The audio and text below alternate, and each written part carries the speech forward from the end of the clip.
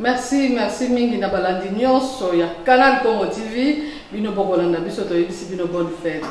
Fête à 6 avril biso na Kinshasa se bandaki parce que bino moko bokomona na bilili ndenge ni ba mama basali marche. Wana ezalaki marche joyeuse hein? Marche osilikate oh bayimboka ba osilikela yango te biso marche joyeuse. Ezalaki wapi na kati ya centre d'accueil na kati ya nklo na biso kaka centre d'accueil. Wana na makanisi kitoko ya ye moko tata mokonzi ya bule tata Simon Kimbango Kiangani apese pa ya mama général mama Rose Luisimba Makese yende mutu akambaki molulu mona solo mpona kotalisa bino ete molulu elekaki kitoko botala lolenge nini bamama base mobilize parce que toza mpe na clôture à mois de la femme lokola mama moyo azali mama oyo biso tokumisaka tokolobelaka parce que mosalaki toko ya salaki na kati ya lingomba sa mama moyo lobeli ngombo eza te parce que mobali na yakangamaki yatikali na mosala oyo yatikalaki nango yango wana eboti mbuma omona église kimbangiste na mokili moko alors mpona kokumisa mama wana esengeli bamama mpe basala marche joyeuse na kati ya centre d'accueil tolanda na lolenge kani marche wana elekaki kitoko makasi tolanda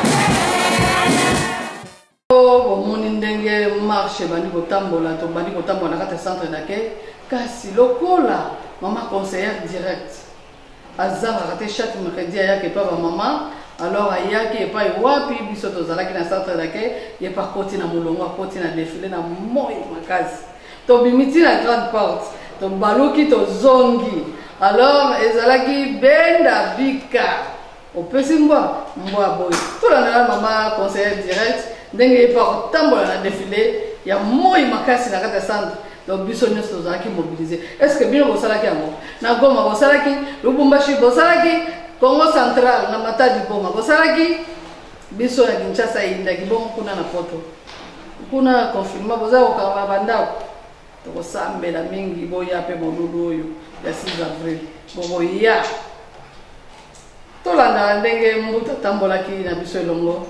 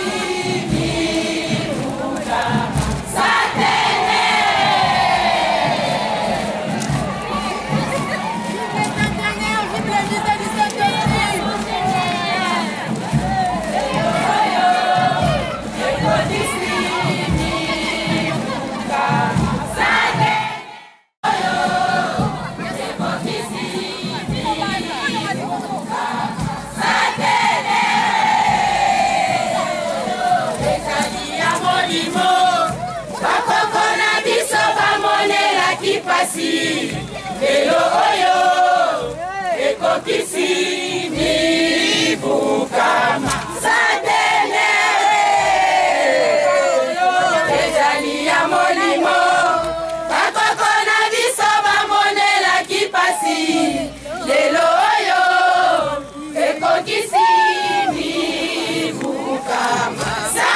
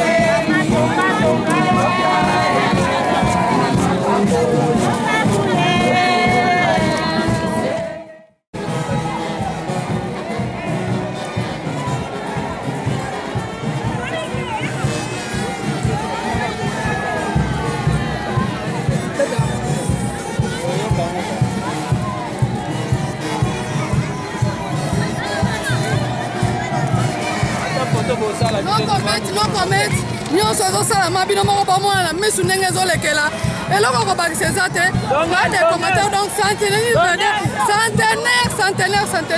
otala bino moko nyonso eza ojour lelo talaka bino moko yango kaka bino moko ozomona lelo mokolo monene mpona centenaire na biso solokanga kai ndenge toli kosalela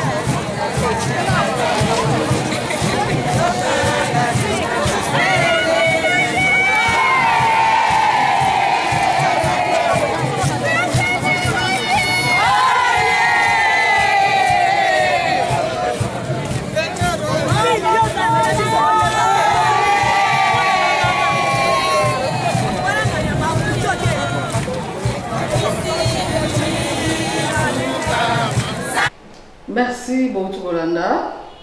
Ndenge maman conseil direct atamboli na biso elongo. Solo ba maman bazaki na sengona suka défilé kafu ezalaki. Mais ba yimboka pe bazana ba. Natina na marche joyeuse wana esalemaki ba pesaki pe ya bango makanisi tolanda bango. Pour maman journaliste de la question, je pense que cette marche joyeuse est due au centenaire de l'église kimbanguiste de Papa Simon Kimbangu. En 1921, Papa Simon Kimbangu a commencé son travail. C'était juste le 6 avril 1921. Alors, nous sommes maintenant au mois de mars, nous sommes en 2021. Le 6 avril 2021, ça fera 100 ans. C'est ainsi que les mamans ont organisé cette marche joyeuse à l'occasion de ce centenaire de l'église kimbanguiste et du ministère de Papa Simon Kimbangu. Et quel est le rôle que la femme... Si vous nous voyez en plein soleil comme ça, en train de marcher, c'est pour nous une joie extra. Puisque Papa Simon Kimbangu n'avait pas laissé la femme à côté. Le 6 avril, avant qu'il puisse commencer son ministère, le soir du 5 avril, il va causer avec sa femme, Maman Mouilou, et puis il va lui dire que demain matin, à 5 heures, je sortirai pour aller chercher quelque chose, puisque à l'époque, si vous ne vendez pas les tabacs, vous n'aurez pas d'argent. C'est comme ça que Papa Simon Kimbangu avait quelque chose pour aller vendre au marché de Nsona. Et il a donné la mission à sa femme de sonner la cloche du jour du 6 avril. Et c'est Maman Mouilou qui avait fait le culte du 6 avril ce matin-là.